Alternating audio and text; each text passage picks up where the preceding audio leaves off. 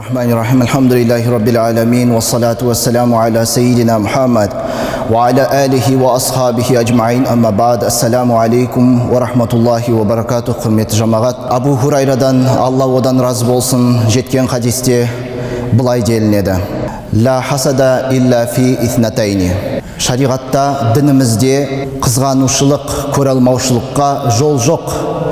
Яғни қызғаныш жасауға болмайды, тек қана екі жағдайда ғана рұқсат етіледі.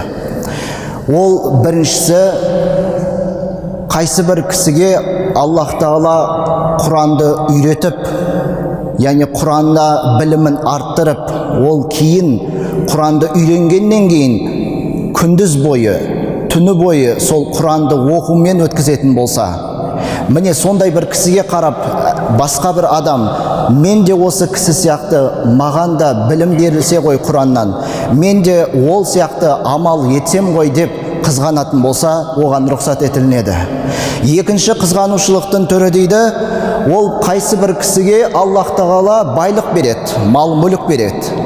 Кейін оны көрген басқа бір кісі, маған да осы кісіге байлық берілгендей сияқты байлық берілсе ғой, мен де ол сияқты мал мүлкімді Алла жолында сарп ететін болсам деп қызғанатын болса, осы екі кезде, екі жағдайда қызғануға шариғатымыз, дініміз рұқсат береді екен.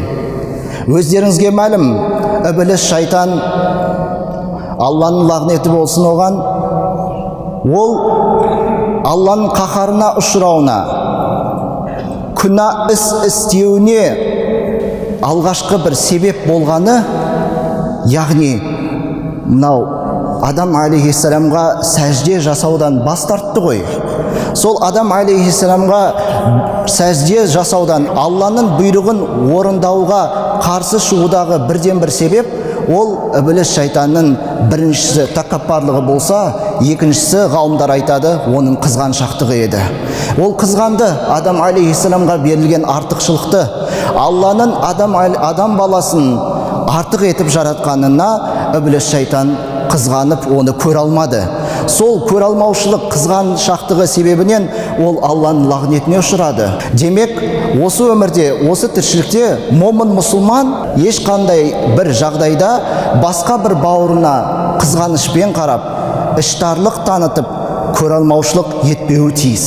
Осы көре алмаушылыққа байланысты медицина саласында, психология мамандықтарында айтады, көре алмаушылық, біреуге қызғану, үнемі жаман сипаттар адамды бір ауруға ұшыратады екен. Әртүрлі жаман ауруларға ұшырататынын оны медицина мамандары да дәлелдеп отыр. Сондай-ақ көре алмаушылық демекші, жаңа айттық қой, егер Алладан сұрайтын болса, маған да осындай бір нығмет берілсе ғой, мен ол сияқты амал етіп орындайтын едім деп, кейін егер Аллах Тағала осы нығметті пендесі қолы сұраған нәрсесін Алла бергеннен кейін, ол егер орындамайтын болса, оның жағдайы бөлек. Тәуба сүресінде келтіріледі бір оқиға, сахабалар кезінде болған оқиға. Әлгі бір жиында бір кісі айтып қалады екен: маған Аллах Тағала байлықты молынан бергенде, мен садақа, зекет беріп, мұқтаждарға көмектесіп, жәрдем беруші едім деп айтады екен. Сол кезде Аллах Тағала оның дұғасын қабыл етіп, дереу оған мал мүлік, байлықты бәрін береді.